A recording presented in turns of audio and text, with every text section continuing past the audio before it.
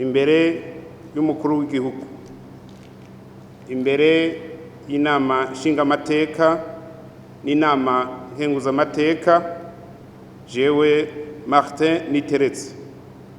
umushikiranganji w'intwaro hagati mu gihugu, iterambere rusangi n'umutekano,